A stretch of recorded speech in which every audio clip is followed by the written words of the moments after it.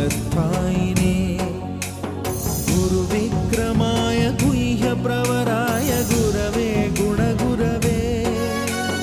गुरुदैत्यकलक्षेत्रे गुरुधर्मसदाराध्याय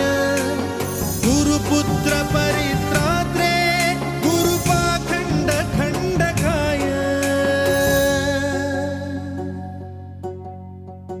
गीतसाराय गीततत्त्वाय गीतगोत्राय धीमहि गूढगुल्फाय गन्धमत्ताय गोजयप्रदाय धीमहि